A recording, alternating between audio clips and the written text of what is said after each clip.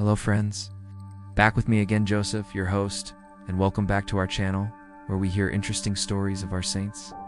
For this episode we are going back to the 16th century in Vannes, Brittany to meet our saint. His name is Saint Albinus of Angers. Saint Albinus of Angers is also known as Saint Aubin. Some old writings also call him Albin or Albinus of Brittany. He lived in the early 6th century, a time when life was often hard for many people. He is remembered for his strong faith and his kindness to the poor.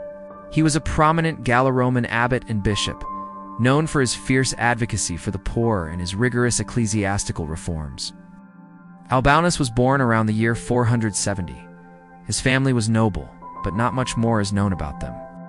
Even as a boy, Albinus showed signs of loving God deeply. When he was young, he decided to leave the comforts of home. He wanted to live a holy life. He entered the monastery of Tintillac, a place known for prayer and simple living. Albinus quickly became known for his goodness. He prayed often and lived very simply. Other monks saw that he was different and full of love for God. He loved silence, prayer, and hard work. He was careful with his words and treated everyone with respect. His early life showed the kind of man he would become later. Because of his good life, the monks chose Albinus to be their abbot.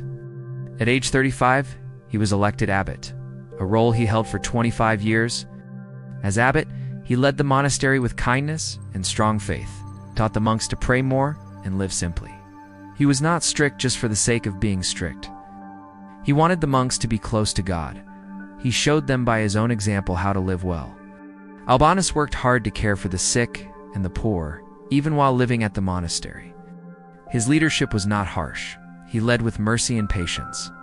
The people nearby also began to notice him. Many would come to him for advice. His reputation for holiness spread far beyond the monastery walls.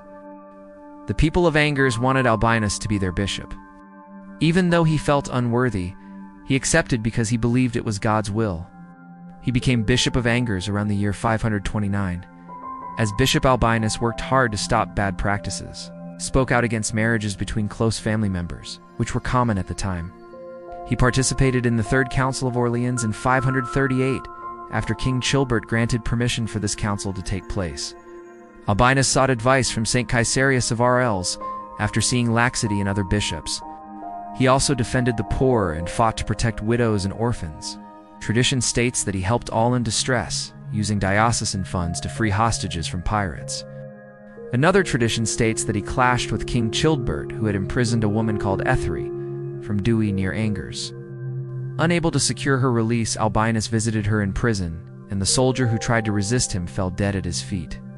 This so impressed the king that he allowed Saint Albinus to bail her out.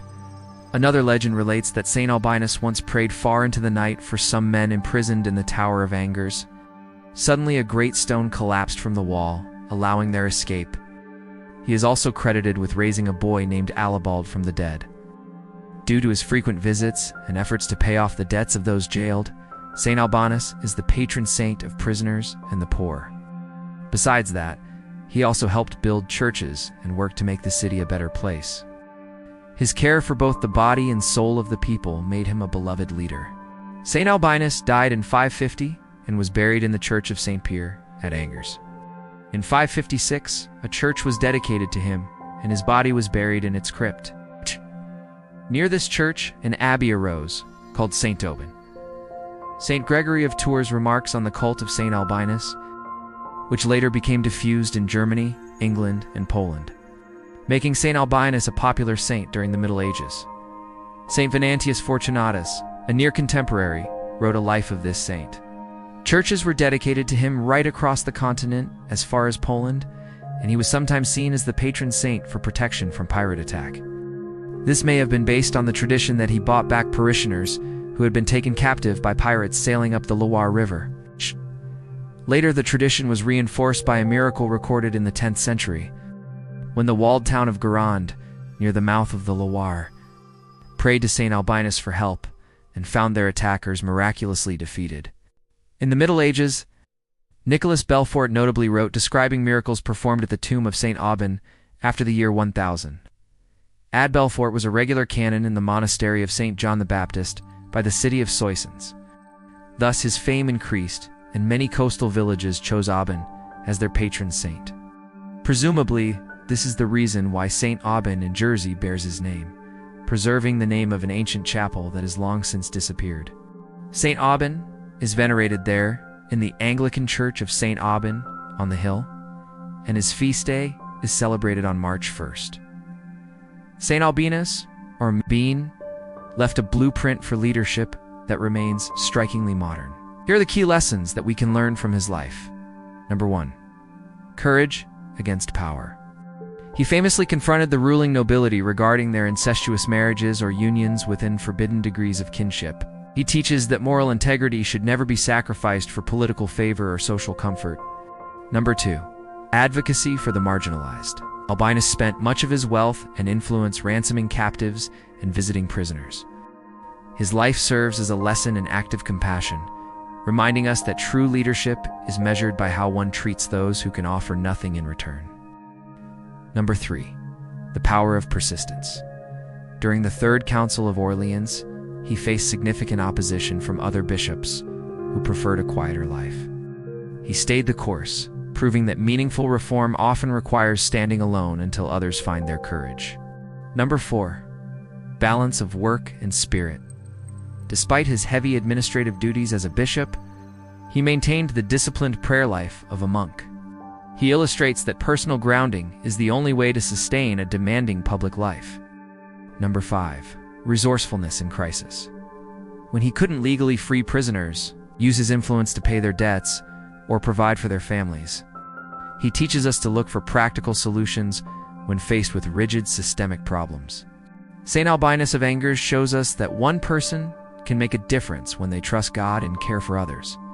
He did not stay quiet when he saw unfair things happening. He used his voice to protect people who were weak or mistreated. His courage reminds us that we should not be afraid to stand up for what is good and true. Albinus did not chase after power or comfort. He chose a life of prayer and service.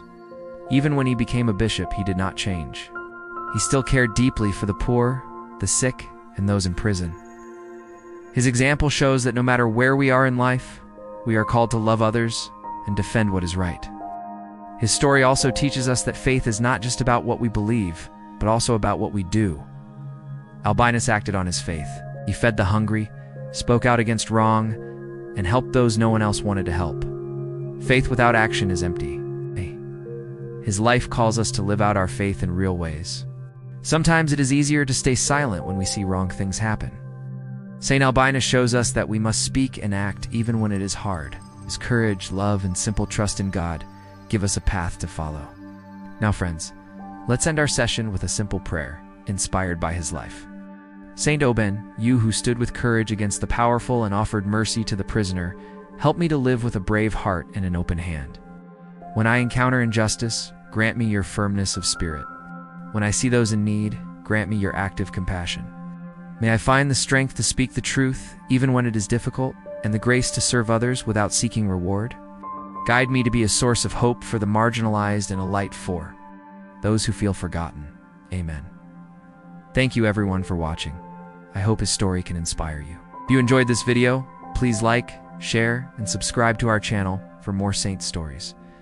Take care everyone, stay safe and healthy as usual. See you next time, and God bless you always.